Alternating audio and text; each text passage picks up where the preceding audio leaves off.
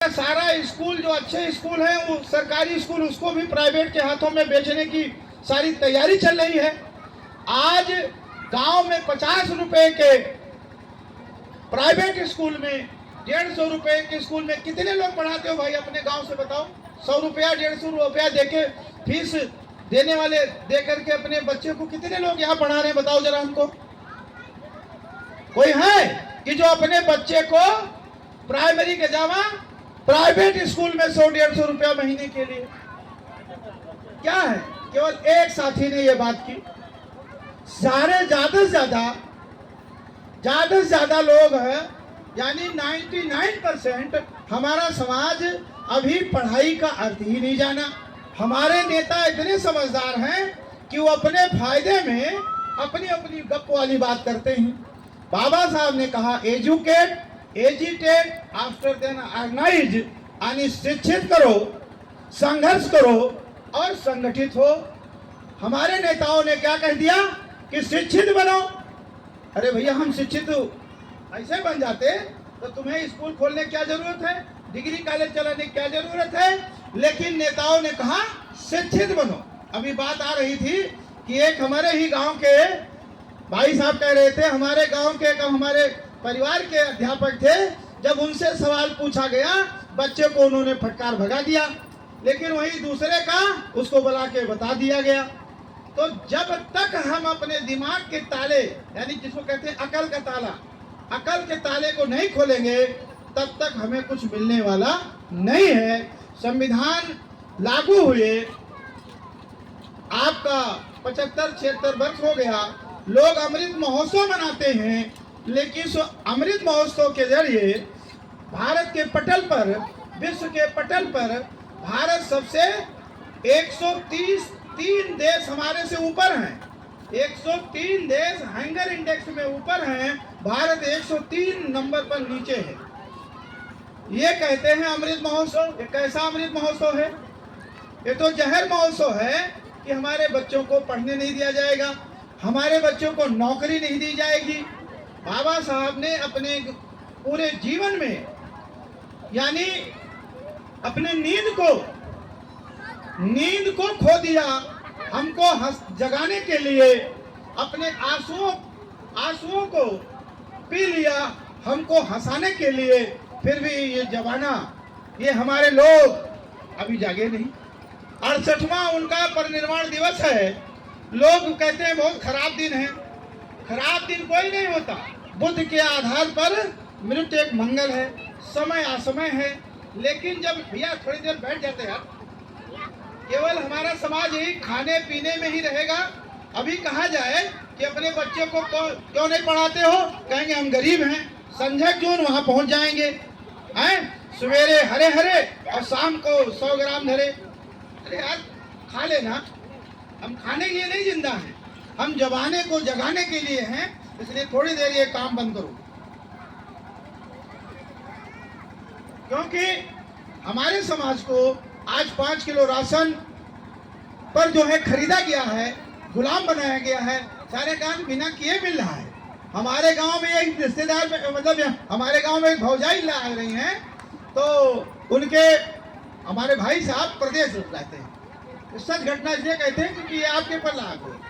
तो ये हुआ कि उनका नरेगा में कार्ड बना है, और नरेगा में कार्ड बना है तो हमने कहा कहाँ गए भाई? कहीं पैसा निकाले गए, प्रधान बुलाई ना, 200 रुपया मिले हैं और वहाँ गए हैं। हमने कहा काहे ले गए हैं? कहीं नरेगा वाला कार्डवा बना है, फिर तो मिल रहा है 200 रुपया। अब ये क्या है? बुरबकई है नहीं है, बेवकूफ़ी है नहीं है। मेरे नाम पर 2000 में 1800 वो ले रहा है ठग, और 200 में हम खुश हैं। अरे आप सोचो कि जब आजादी हो रही थी तब यहाँ 3 बड़े नेता थे। एक तो ये बता दिए पाजी बैरिस्टर महात्मा गांधी, दूसरे मोहम्मद अली जिन्ना, तीसरे बाबा साहब। एससी वैसी माइनॉरिटी ना, तीनों के लोग थे। गांधी कहने के लिए तो बैकवर्ड था, वो बनिया था, लेकिन वो फॉरवर्डों के लिए काम कर रहा था, क्योंकि उसके लालन पालन, उसके ऐशो आराम की व्यवस्था मोतीलाल नेहरू एंड कंपनी कर रही थी। तो वो बैकवर्डों के लिए तो कुछ नहीं, किसी लिए कुछ नहीं, केवल वो उसने क्या कहा, ईश्वर अल्लाह तेरो नाम, सबको सम्मत दे भगवान। चूतिया बनाए रहा। जब जरूरत पड़ा तो आधी फटी आधी लंगोटी झाड़ू लगाने लगा कि हम तो तुम्हारे हो गए। क्योंकि बाबा साहब की बात को लोग ना जान जाएं, बाबा साहब के साथ ना खड़े हो जाएं, आपको ये नहीं समझ में है कि जो आज हमें जीने का अधिकार मिला है ये भारतीय संविधान का। अब अंबेडकरवादी कहते हैं कि भाई संविधान खतरे में है, हिंदूवादी कहते हैं, मनवादी कहते हैं कि धर्म खतरे में है। अब बताओ, धर्म ने क्या हमको पढ़ने लिखने का अधिकार दिया? आप लोग बोलो, क्या धर्म ने पढ़ने लिखने का अधिकार दिया? अच्छे मकान में रहने का अधिकार दिया? यानी आपको जो ये कपड़ा पहनने है, एक समय ऐसे था धर्म के आधार पर कि हमारी बहन बेटियों को नीचे के बाद ऊपर का कपड़ा पहनने का अधिकार नहीं था। धन्य है माता नंगलोई, जिन्होंने, यानी जिसके जितने बड़े स्तन हैं, ये धर्म के ठेकेदार उनको तौल करके तब उस पर जो है मूला कर लगाते थे। तब कहीं कपड़े से तन ढकने, अब सबके पास मूला कर नहीं रखा। और उसने बगावत किया। वो गई जब ऐसी बात आई, क्योंकि अपना वो शरीर ढक करके शादी के बाद आई थी, और ये ब्राह्मणों को बुरा लगा कि ये महिला ये कैसे जो है तन ढक लिया। धर्म के आधार पर वो गई और उससे कहा नहीं, आपको मूला कर अदा करना पड़ेगा। उसने कहा मेरे शरीर को छूने की जरूरत न करना, मूला कर कैसे होगा। और हंसिया से अपने दोनों स्तन को काट कर और लाई कहा ले लो मूला कर, और गिरी तुरंत खत्म हो गई। उस आग और उस विद्रोह में टीपू सुल्तान को मिला। टीपू सुल्तान को जो मुस्लिम बादशाह था उसको खबर मिला, उसने दंड का प्रावधान बनाया, और उसी समय से ये हुआ कि हमारे माताओं बहनों को कपड़ा पहनने के ऊपर के भी कपड़े 2-2 रुपए में हमारे बहन बेटियों की इज्जत हुई। अभी यही नहीं, 15-20 साल पहले यहाँ शादी बारात में नचना होता था, तो नचना पहले उनके यहाँ होता था, तब कालमाई पूजा करते थे।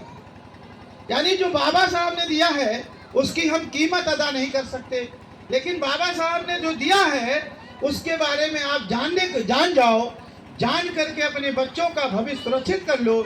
इसलिए हम लोग कुत्ते की तरह भौंक रहे हैं। अब कितने लोगों के कानों में आवाज जाती है, कितने लोगों को कानों में आवाज नहीं जाती है, ये आपके ऊपर है। हमारी जो बहन बेटियां हैं, यदि ये पढ़े लिखेंगी तो ये आग की भेंट नहीं चढ़ेंगी, और यदि ये पढ़े लिखेंगी तो अवसर आने पर ये पुलिस अधिकारी भी बन सकती हैं, डीएम बन सकती हैं, कलेक्टर भी बन सकती हैं, और या अपने बेटे को, अपने आने वाली पीढ़ी को कलेक्टर बनाने के लिए ये एक प्रेरणा का स्रोत बन सकती है। ये बाबा साहब का संविधान, बाबा साहब ने आपको जो एक वोट का अधिकार दिया है, ये ऐसे नहीं मिला है।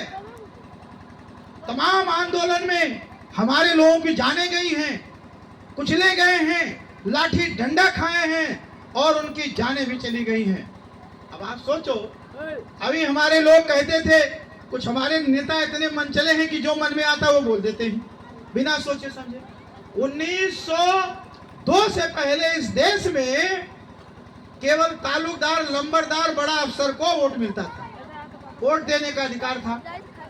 हमारे चाहे वो पंडिताइन होए, चाहे चमाइन होए, चाहे कोरिन होए, चाहे ललाइन होए, किसी को, महिला को या पुरुष को वोट देने का अधिकार नहीं था। बाबा साहब ने इस वोट के लिए कहाँ गए? लंदन गए। यहाँ कोई सुनने वाला नहीं था। जब इस देश को आजादी मिल रही थी, मैं समय की कीमत बता रहा था कि जब अंग्रेज पत्रकारों ने आजादी के समय में बाबा साहब से समय मांगा, तो बाबा साहब ने 2 बजे रात का समय दिया। मोहम्मद अली जिन्ना से समय मांगा तो मोहम्मद अली जिन्ना ने 10 बजे का समय दिया, और गांधी से समय मांगा तो गांधी ने 12 बजे का समय दिया। जब वो जो है सबसे पहले जिन्ना का नंबर आता है, जिन्ना के पास पत्रकार वार्ता के लिए पत्रकार जाते हैं, तो वो जो है जिन्ना खा पी के सो गए थे। उनके दरबारदारों ने कहा कि हमारे नेता सो गए हैं, अब आज वार्ता नहीं होगी, उनको वहीं से धक्का मुक्की करके निकाल दिया जाता है। फिर कहते हैं गांधी, अंग्रेज टाइम का बड़ा पंचुअल था। अब जब वो जाते हैं गांधी जी के पास तो गांधी जी वही घंटी बजा रहे होते हैं, रघुपत राघव राजा राम पति पतावन सीताराम ईश्वर अल्लाह, तो क्या क्या अल्लाह बल्ला कर रहे थे। उन लोगों ने कहा पूजा शुरू कर दिए, अब प्रेस वार्ता आपकी नहीं हो सकती है। उनको भी धक्का मुक्की लगा दिया। फिर इंतजार किया 2 बजे का, क्योंकि 2 बजे का टाइम फिक्स था। बाबा साहब के पास गए तो बाबा साहब अपनी लाइब्रेरी में वो क्या कर रहे थे, पढ़ रहे थे कि हमें वोट का अधिकार समानता के रूप में कैसे देना है। तो अंग्रेज सारी कहानी भूल गया, सारी जो प्रेस वार्ता थी भूल गया। उसने मुंह छूटे हुए कहा कि बाबा साहब ये बताओ हमें कि आपने तो 2 बजे का समय दिया, गांधी ने 12 बजे समय दिया, जिन्ना साहब ने 10 बजे समय दिया, तो 10 बजे वो जो है 10 बजे के बाद वो नहीं मिले, गांधी 12 बजे नहीं मिले, आप 2 बजे जग रहे हो, क्या कारण है? तो उन्होंने कहा कि जिन्ना के लोगों को तलवार में भरोसा है, वो तलवार के बल पर अपना अधिकार ले लेंगे, लेकिन गांधी जी को अंधविश्वास पर भरोसा है, वो लोगों को मूर्ख बना करके अपना हक को अपने समाज के लिए सुरक्षित कर लेंगे। हमारा समाज सोया हुआ है, इसलिए अम्बेडकर रात में भी जग रहा है, क्योंकि हमारा समाज अभी गहरी नींद में सोया है। आज 68वां वर्ष का वो है, आज भी हमारा समाज सुनने को तैयार नहीं है। एक स्वतंत्र विधायक नहीं बना पा रहा, एक स्वतंत्र प्रधान नहीं बना पा रहा है, और वो कहता है कि हम अम्बेडकरवादी हैं। आप सोचो कि बाबा साहब 2-2 ढाई बजे पढ़ते थे, बाबा साहब सूखी रोटी खाते थे, और एक बार तो वो ब्रिटिश के लाइब्रेरी में रात में पढ़ रहे थे, तो जो लाइब्रेरियन चौकीदार था वो बार बार ये सोच रहा था कब जाएगा अम्बेडकर, कब जाएगा अम्बेडकर, ये तो बैठे हैं, और उनको किसी बात को लेकर के वो करना था। अब वो आया और कहा डॉक्टर अम्बेडकर 3 बज गया, कहा क्या बात है, कब जाओगे? और वो बाबा साहब ऐसे वहीं पर मुंह छुपा करके सूखी रोटी खा रहे थे। उसने देखा, अरे ये क्या है, क्या बताओ? बाबा साहब का त्याग बलिदान जिसको याद है, जिसको समझ में आएगा, वो ये हरामखोरी करना छोड़ देगा। बाबा साहब के बताए हुए रास्ते पर बच्चों को नहीं, किताबी ज्ञान है ही है, किताबी ज्ञान से नौकरी मिल सकती है, आप डॉक्टर, इंजीनियर, बैरिस्टर, वकील बन सकते हो, लेकिन दिमाग का जो ताला खुलेगा ये महापुरुषों की जब आप संघर्ष पढ़ोगे।